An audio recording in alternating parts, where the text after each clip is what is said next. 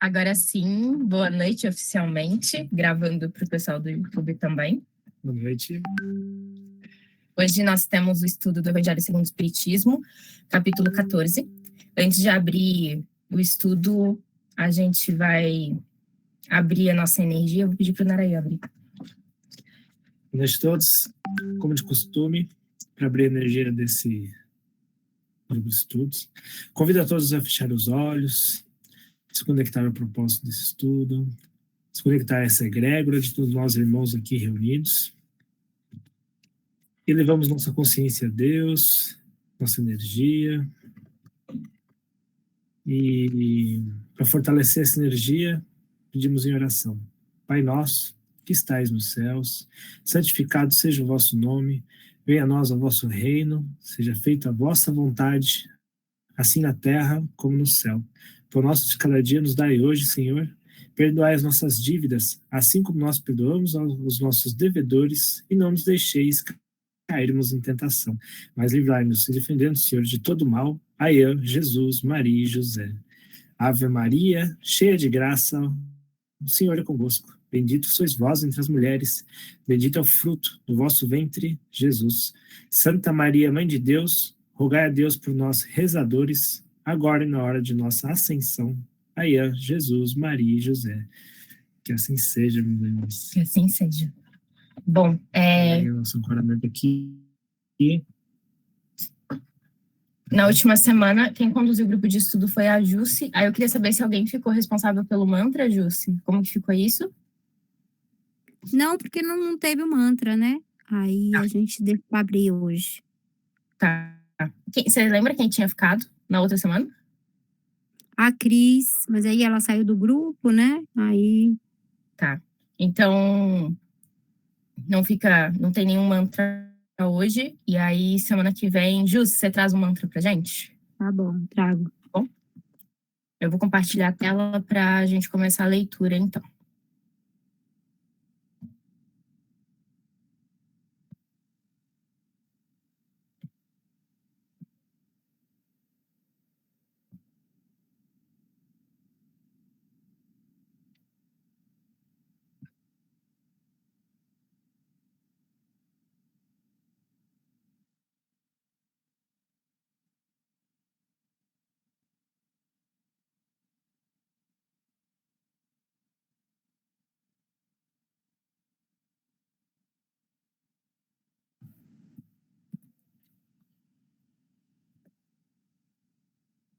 Todos conseguem ver?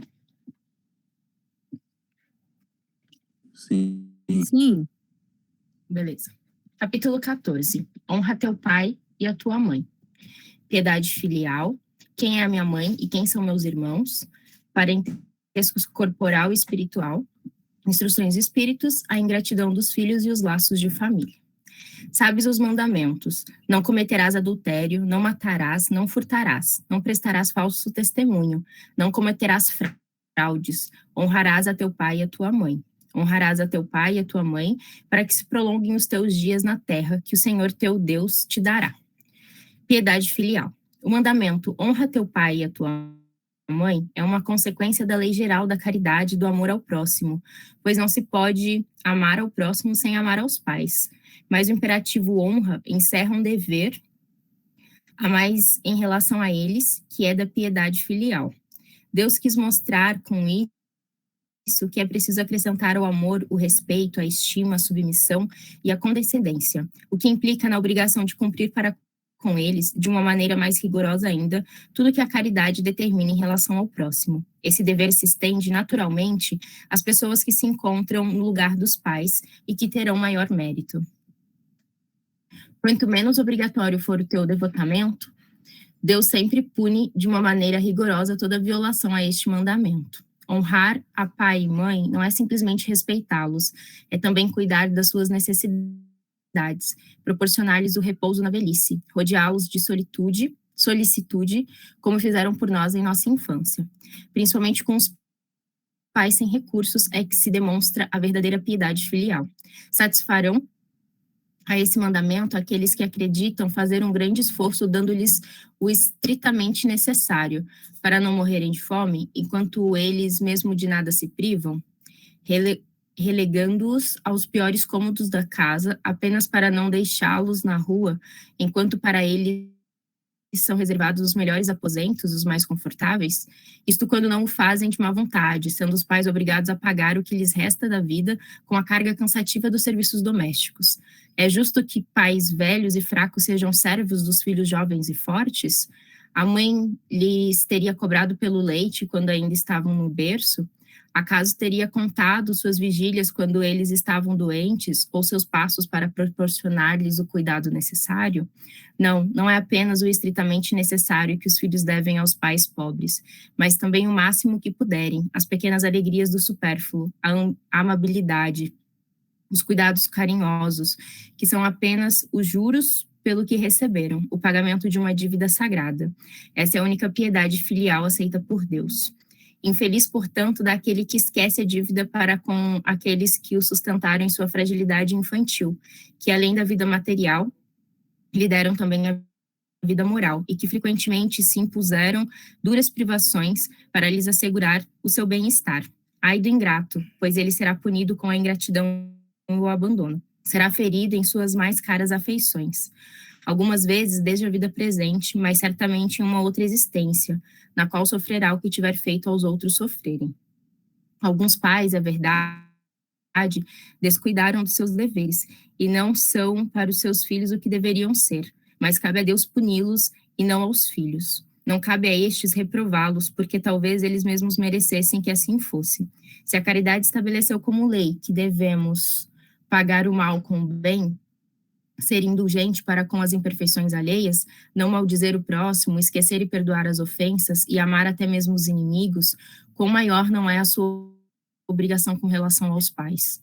Os filhos, então, devem tomar por regra de sua conduta para com os pais todos os preceitos de Jesus referentes ao próximo, e lembrar que todo procedimento condenável em relação a estranhos, mais condenável se torna quanto aos pais.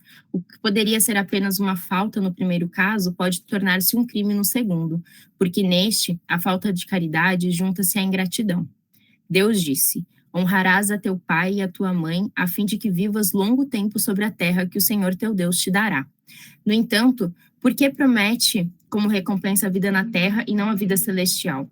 A explicação se encontra nessas palavras, que Deus vos dará, suprimidas na fórmula moderna do decálogo, o que descaracteriza o seu sentido. Para compreendermos essas palavras, é preciso reportar-se à situação e às ideias dos hebreus, na época em que elas foram pronunciadas. Eles não compreendiam ainda a vida futura, sua visão não se estendia além dos limites da vida material. Eles deviam ser, assim, fortemente tocados pelas coisas que viam e não pelas invisíveis.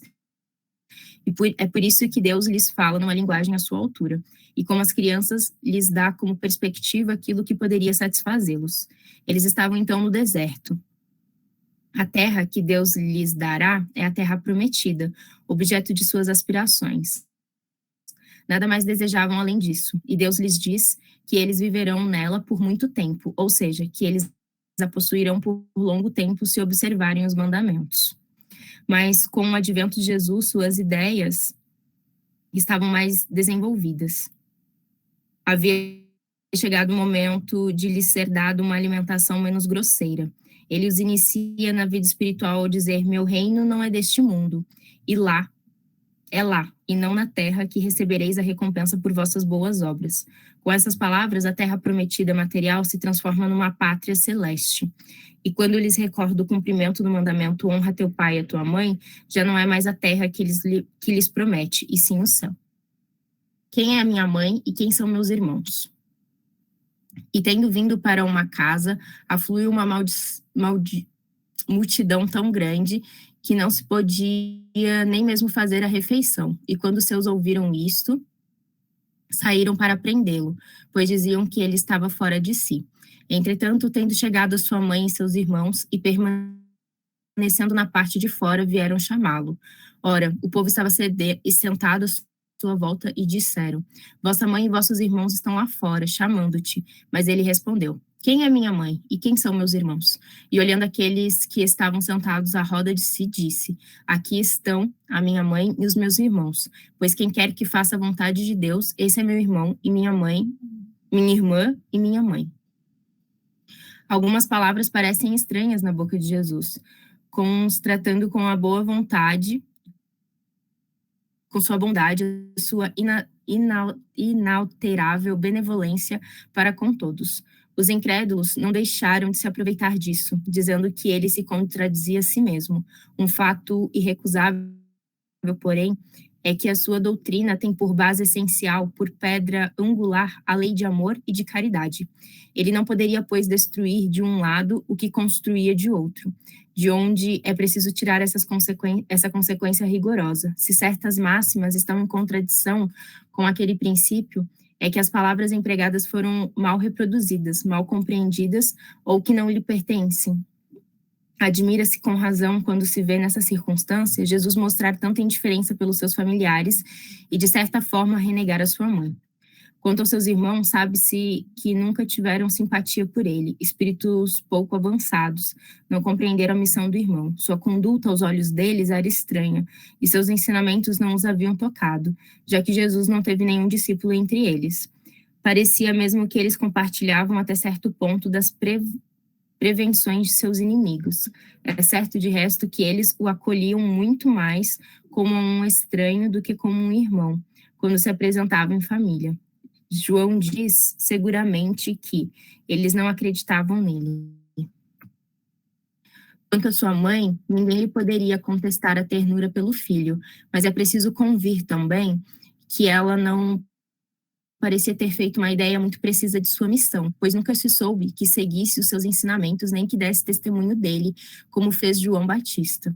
A solicitude maternal era o seu sentimento dominante. Quanto a Jesus, supô-lo capaz de renegar a mãe seria desconhecer-lhe o caráter. Um tal pensamento não poderia vir de alguém que disse honra teu pai e tua mãe. É preciso, então, buscar um outro sentido para suas palavras, quase sempre ocultas sobre a forma alegórica. Jesus não perdia nenhuma ocasião para ensinar. Serviu-se, portanto, da que lhe oferecia a chegada de sua família para estabelecer a diferença entre o parentesco corporal e o espiritual. Parentescos corporal e espiritual. Os laços de sangue não estabelecem necessariamente os laços espirituais. O corpo procede do corpo, mas o espírito não procede do espírito, porque este existia antes da formação do corpo. O pai não gera o espírito de seu filho, ele apenas fornece-lhe o invólucro carnal, mas deve ajudar o seu desenvolvimento intelectual e moral para fazê-lo progredir. Os espíritos que encarnam numa mesma família, sobretudo entre parentes próximos, são frequentemente espíritos afins, unidos pelas relações anteriores, que se traduzem por sua afeição durante a vida terrena. Mas pode ocorrer também que esses espíritos sejam completamente estranhos uns aos outros, divididos por antipatia, igualmente anteriores, que se traduzem pelo antagonismo na terra, para lhe servirem de prova.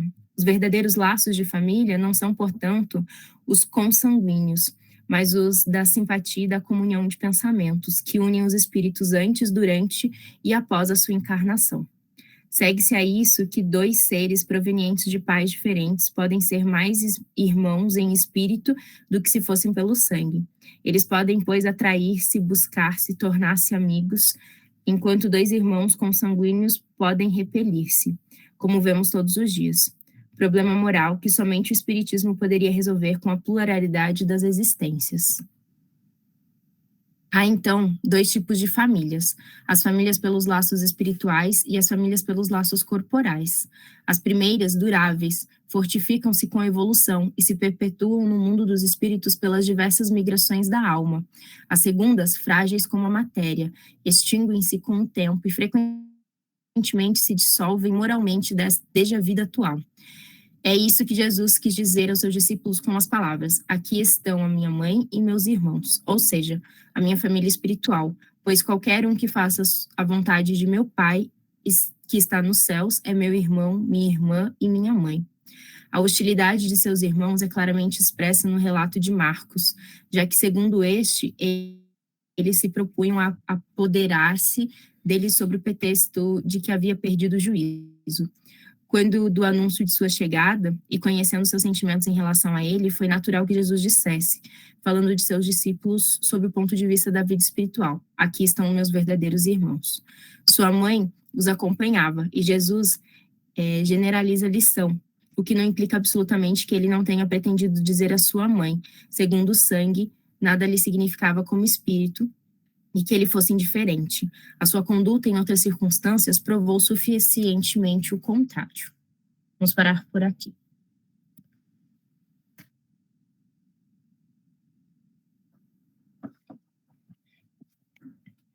Já arrumou. Sempre muitas reflexões, né? Muitas reflexões. Quando a gente olha para esse capítulo do Evangelho, ele traz, primeiro, a questão da honra, né? Aos pais físicos, né? Biológicos, ali, de criação, enfim, as referências, né? E aí ele traz diversas reflexões no sentido de, tipo assim,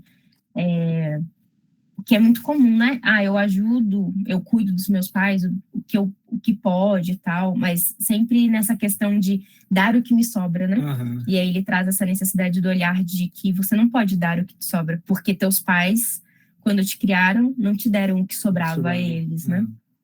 E aí ele traz essa reflexão, eu acho isso muito importante, porque a gente vive numa sociedade extremamente individualista e extremamente egoísta, né? Onde as pessoas priorizam-se e o restante é o que sobra ali, né? Então, isso traz diversas reflexões. E aí, ele traz essa questão, né, da caridade e da parceria, né, verdadeira com aqueles que são seus irmãos, sua família, né? Seus irmãos, seus pais, enfim, sua família como um todo. E aí, quando ele abrange para o campo espiritual, né? Aí o negócio fica mais embaixo ainda. Porque daí a relação mais profunda. Exatamente. E ele traz uma relação mais profunda, e aí é uma verdade que naturalmente a gente vê, né? Assim, que as pessoas, elas... É aquilo que a gente fala, né? Quando a pessoa sobe um degrauzinho no piso de consciência, olha para o degrau que está embaixo e fala assim, eu subi aqui, você se vira para subir, né? E aí as pessoas, nesse degrau um pouquinho mais elevado, são extremamente soberbas, egoístas e usam desse falso poder para diminuir o outro e para não trabalhar a caridade, né? E aí a gente lembra que a gente vem numa família por um karma, né? A ser trabalhado, né? Então, quando a gente nega isso, a gente está negando nosso direito na Terra, né? Nosso dever, né? Exatamente. E aí ele traz a questão da ingratidão também, né?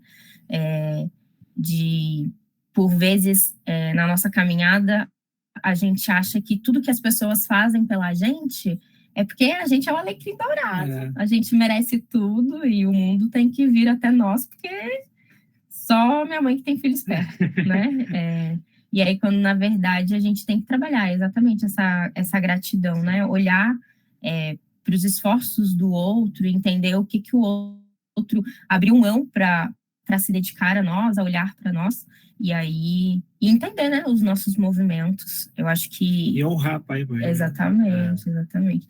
Honrar pai e mãe, honrar irmãos, honrar família, né? E aí, tanto a família física quanto a espiritual. E aí, quando eu olho para isso, a gente vê que existem atos falhos ali diariamente, né? Então, diariamente... Todos nós, exatamente. Então, diariamente, a gente tem esses atos falhos de, tipo assim, tô fazendo o que eu posso e, tipo assim, é isso, esse é o melhor que eu posso. E aí, tipo assim, não é o melhor que você pode. E esse desapego vem pela evolução, né? Porque antigamente, as famílias tradicionais, o filho construiu a casa perto da mãe, depois vinha outro, construía e tal, tipo assim, todo mundo morava junto, né? Mas pela evolução, pela sinergia capitalista, da necessidade de ter e tal, a gente vai se afastando dos pais. Então. Quando eu fiz o Kayan, né, com o Ali, ele falou que a maior mentira que a sociedade moderna conta é que os pais criam filhos para o mundo. E essa é a maior mentira que se conta na sociedade atual. Porque é de fato você falando pro teu filho, né, tipo assim, vai pro mundo, né? Que minha missão acabou. Exatamente, quando na verdade o que deveria ser dito é eu te criei para mim, né? Então me cuida, me zela e se mantém nesse núcleo, né? Então, na verdade, esse pensamento perdido, né? Essa verdade que foi se perdendo ao longo do caminho, a gente, como último moicano, precisa reformular e reconstruir. E aí, não é que a gente tem que reconstruir com os nossos filhos, não. A gente está, como último moicano, a gente tem que construir para trás e para frente, né? E aí, observar isso é muito importante. E aí a gente traz para vocês aí essas reflexões e abre o momento de troca aí de energia para a gente falar sobre.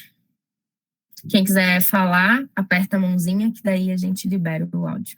É muito importante trazer as percepções de vocês, aquilo que vocês sentem, que entendeu-se ali no seu campo, que você sente que vai agregar, né, para o todo, para que, às vezes, o que você compreendeu faltou no outro, o que o outro compreendeu faltou em você.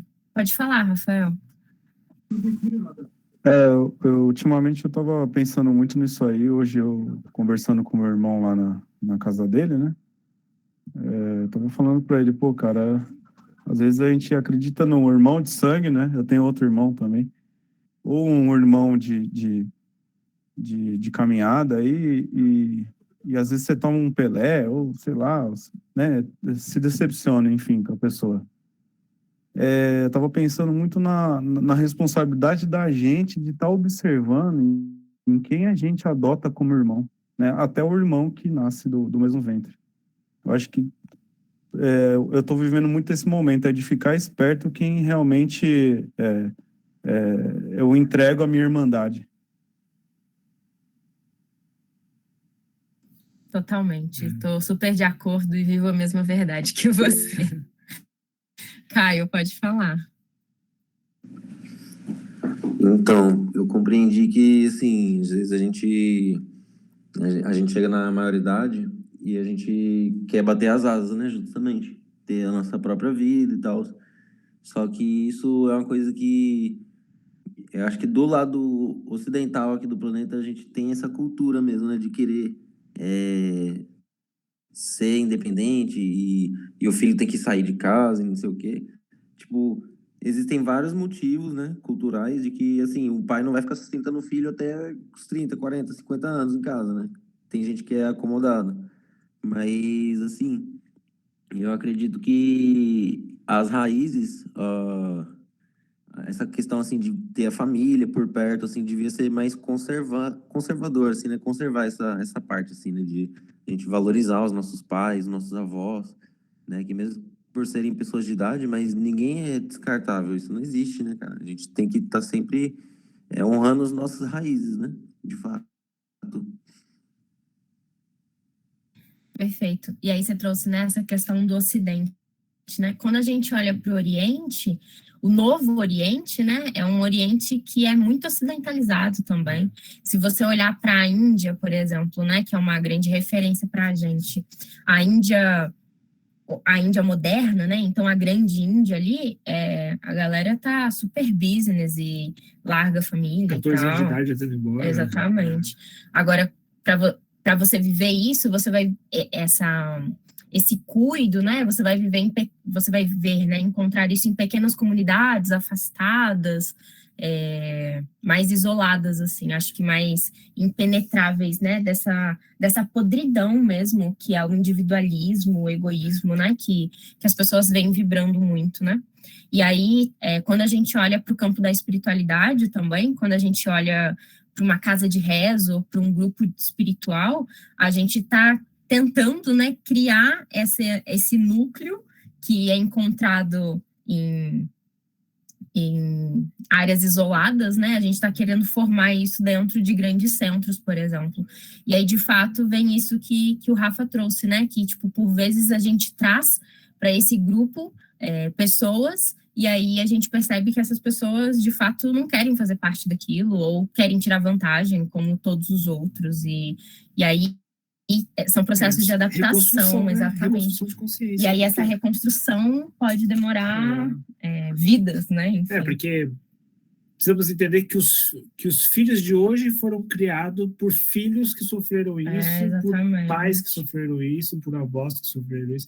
Então, é a reconstrução. E aí a gente tem que... O que a gente não tem que fazer é desistir da ideia, né? A gente precisa se manter firme na ideia e lapidar, né? lapidar consciências, lapidar pessoas e buscar, né, essa constante lapidação. Pode falar, Rafa. É justamente isso, né? Trabalhar em nós, assim, eu não vou ficar, a gente não pode ficar culpando o outro pelo processo dele, né? Se ele cometeu uma transgressão com você, é um processo dele, né? E aí o que tá dentro, qual é o processo dentro da gente, né? Que a gente tem que ver. Eu acho que às vezes é um pouco de, sei lá, ou carência, ou confiança demais, ou inocência, um ponto que seja meio ignorância, né? Uma linha muito fina, né? Tem que olhar o que a gente está fazendo para a gente saber peneirar melhor para ver quem é irmão mesmo. E para ver se se nós somos, né? Bons irmãos também. Exatamente. E aí eu acho que tem uma reflexão que sempre cabe, né, nesses momentos, que é tipo assim, eu não tô bravo com você, eu tô bravo comigo por ter me permitido ser afetado por você, né? Então, a gente tem que entender que sempre o movimento do outro dói na gente, é sobre nós, né? Porque se o movimento do outro não nos doer, aí é só dele. Agora, se porque doer... a gente que tá sentindo, né? Exatamente. Então, a gente tem que entender o que precisa ser lapidado dentro da gente.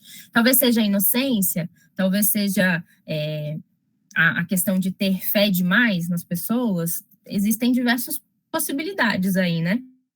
Mas eu acho que a gente precisa entender dentro de nós, né? Por que doeu em nós? E o que precisa ser lapidado dentro de nós?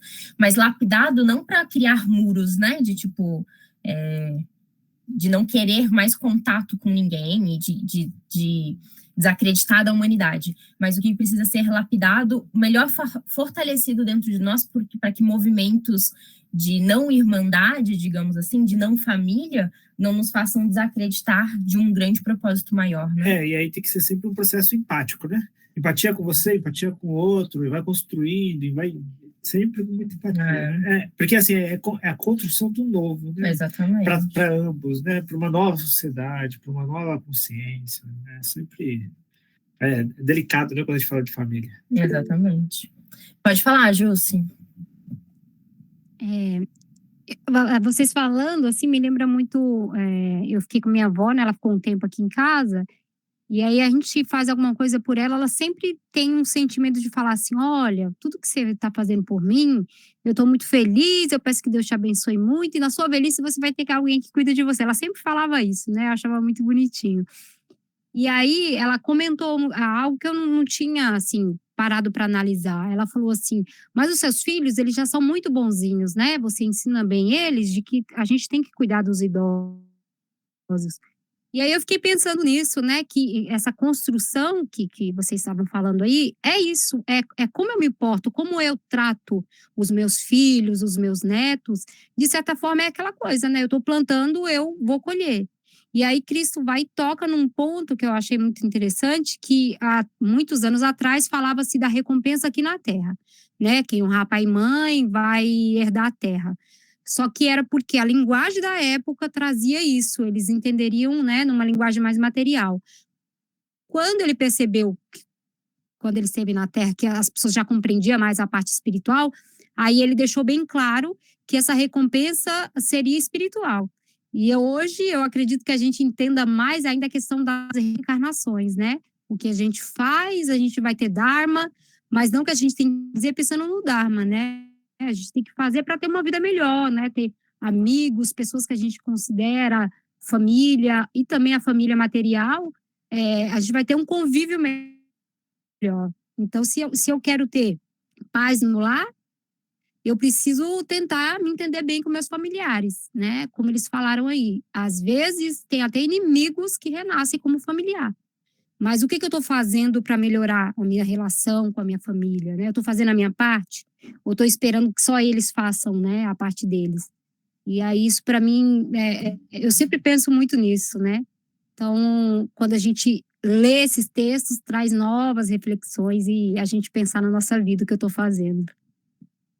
É exatamente isso, né? Quando a gente fala que a pessoa aprende pelo exemplo, né? Então, você tem filhos que fazem isso porque você faz isso, né? Com os pais, e aí automaticamente se aprende, né? E aí isso faz a gente observar muito a gente, né? Que tipo de exemplo eu dou para as pessoas à minha volta, né? E aí isso me faz refletir muito. Aí trazendo isso para a questão que o Rafa trouxe, né? De escolher os nossos irmãos, né, e tal, não sei o quê. Às vezes, quando eu me sinto apunhalada, eu penso assim, nossa, que será? Que exemplo que eu tô dando? Aí, tipo, cabe uma reflexão, né, de tipo assim, aonde será que tá sendo falho o meu ato, né? Onde que eu tô tendo ato falho para ter esse movimento? Que tipo de energia eu estou vibrando para atrair esse tipo de sensação, esse tipo de movimento, esse tipo de atitude da outra parte, né? É sempre trazer para a gente, né? Nunca necessariamente culpar o outro, mas trazer para a gente essa questão. E aí, essa questão de relações, né? Aquilo que a Ju sempre traz, né, do Carlos Castaneda, né, que a vida nos traz pequenos tiranos para a gente interpretar, né, nossas ações e tal. Então, a vida é um jogo, né? A gente está sempre cercado de pessoas e cada um vem nos ensinar. A Vanessa que está aqui comigo. A Vanessa quer falar. Ah, tá. Pode falar, Vanessa. Então, é complicado essa parte de família, né? Eu vou dar um pouquinho do exemplo da minha mãe, que eu não tinha muita aproximação dela, porque eu fui adotada pela minha avó, né? E mesmo ela morando na mesma cidade que eu tinha é tipo um certo rancor, né? Não muito contato, assim, enfim. Mas depois de um certo tempo a gente entende que o amor tem que haver, tem que ser quebrado essas barreiras de sentimento, enfim, de mágoa, de tudo que possa existir dentro da família, né, e fora também. E daí eu procurei estar mais perto dela, assim, e isso tem me ajudado a me sentir melhor, né. Todos os rancores, as coisas que a família causa na gente é muito doído, mas também não se conseguir se ligar novamente, a família, de sangue é uma parte importante na vida da gente. Assim como o Mohini traz, né? Temos a oportunidade de ser o último dos moicanos, né? Então a gente tem a obrigação e dever de quebrar todas essas. E é aquilo que eu falo, né? Que eu brinco com meu pai, né? Tipo assim, durante muito tempo eu tive um afastamento do meu pai, né? Meu pai é aquariano do mundo e tal, então eu tive poucos momentos com ele, né? E aí isso me gerou várias questões ao longo da vida e fiquei muito tempo em terapia por conta disso, né? E aí um dia virou-se uma chavinha dentro de mim que eu entendi que eu tinha que ser grata por ele, porque ele deu o melhor que tinha. Então, tipo assim, ele deu o melhor que ele tinha diante do que ele possuía. E aí quando eu entendi isso, aí eu fui falar com ele, aí eu falei assim, olha, eu reconheço que você deu o melhor que você tinha. O seu melhor foi uma merda, mas é o seu melhor. Então, tipo assim, quando a gente de fato entende que a pessoa deu o melhor, e aí a gente, tipo assim, o seu melhor não me serve, é porque você tá colocando a sua régua para medir o melhor da outra pessoa. Então, a pessoa deu o melhor dela, com a régua dela, e aí cabe a gente pegar a nossa régua e falar, então eu vou te dar o melhor da minha régua. E aí isso você gera a possibilidade do outro aumentar essa régua também, né?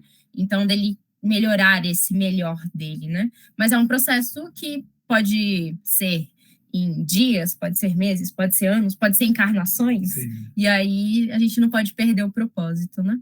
Pode falar, Di.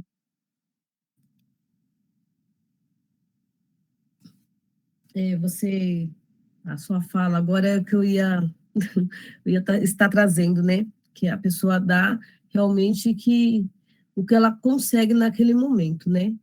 E quem somos nós, né? Para julgar, a gente não, né? Não tem, assim, como medir, né?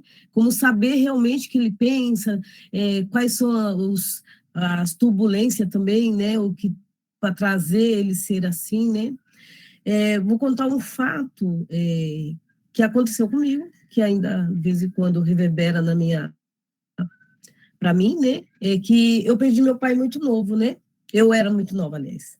E ele também era novo. Então, quando ele faleceu, eu não aceitei, né? Então, simplesmente, sabe que você deixa assim de lado, né? Faleceu, então deixei de lado. Então, através da ayahuasca, né, no meu caso, veio trabalhar isso comigo, né? Não é porque ele morreu que eu não vou ser grata, não vou reverenciá-lo, né? Então, por conta que minha mãe nos criou, então eu sempre reverenciei, sempre amei, e meu pai eu simplesmente deixei assim ele de lado, né? Então, hoje eu aprendi que realmente eu tenho que reverenciar, tenho que ser grato. Nós, como você disse, né, nós temos que ser exemplo, né, a esses que vêm. Se eles não vê tratando com carinho, a avó, né, as pessoas que estão ao seu lado, então eles vão ver que isso é importante, né? Então a gente sempre tem que estar na forma de ser referência mesmo, sabe? Eu estou olhando hoje, eu vejo hoje, né, com outro olhar o meu pai, sabe? E não só ele, mas os antepassados dele, né? Então, eu acho que isso é bem importante. Perfeito, Di, é isso mesmo. Enquanto você estava falando, Narayan trouxe aqui que não só o melhor que ele tinha, mas o melhor que ele conhecia, né? Que ele entende, né? Que ele entende, porque às vezes ele até pode conhecer algo, ele pode até saber de algo, mas ele acha que o melhor é esse. E aí esse melhor que ele entende é o que ele vai fazer. Igual você citou, né? Teu pai, aquariano. Então. Às vezes o que ele faz é o que ele entende dentro que é o dele, melhor, ele tá exatamente, melhor e acha exatamente. que... Porque, de repente, quais as referências que ele tem? Exatamente. E, aí... e hoje eu super entendo isso, né? Que para ele, o melhor dele, ele entende que a melhor relação que ele pode construir comigo é sendo meu amigo. Então, ele quer ser o meu amigo a qualquer preço. Ele quer ser o cara que eu vou chamar para uma cerveja, para uma festa. E, tipo assim, é o cara que ele vai me ligar para pedir conselhos, né? Porque a gente é amigo e tal, não sei o quê.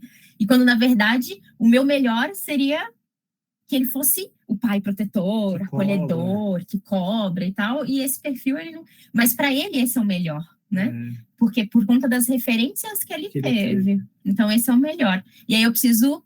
É aquilo que a gente fala, né? Tem que sugar o melhor de cada pessoa e dar uma fechada de olho, assim, o pior. Gilce / Vanessa, vocês iam falar alguma coisa? Sim, era isso mesmo, era essa linha de raciocínio que você falou da régua, da medida, é realmente isso, a gente tem que entender que a pessoa, o melhor dela foi, de fato, uma coisa boa, fui entender depois isso, mas é muito doloroso de início, até a gente não entender muito bem, né? Mas o ayahuasca realmente me ajudou bastante em muitas coisas mesmo, para abrir os nossos olhos e também o nosso coração. Perfeito. Ana Paula, Fernanda, vocês querem contribuir com alguma coisa? Hoje não. Eu não tenho nada para contribuir, não. Perfeito, então. Então, vamos pegar a carta. Vamos. Por costume, aproveitando a energia aberta. Fala um pouco mais alto. Travou a voz. Ah, travou? Não, travou a sua voz. Falou baixinho. Como de costume, aproveitar a energia aberta, né? Aqui nesse grupo de estudos. Vou convidar o irmão para a gente abrir esse oráculo aqui. E vou convidar o irmão Caio. Eu acho que ele nunca participou. Nunca participou, então a gente vai explicar como funciona. Aqui no grupo de estudos, abrimos um oráculo do tarô da fitoenergia, né? E aí eu vou te convidar para participar dessa energia, tudo bem? Caio? Eu. Opa. Oi. Então, vou explicar como funciona.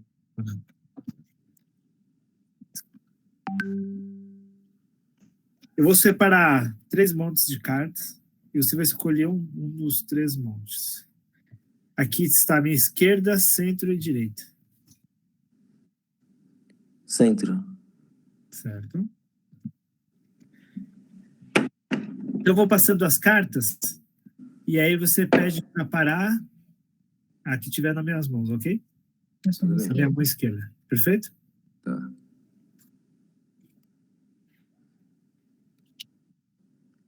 Essa. Essa?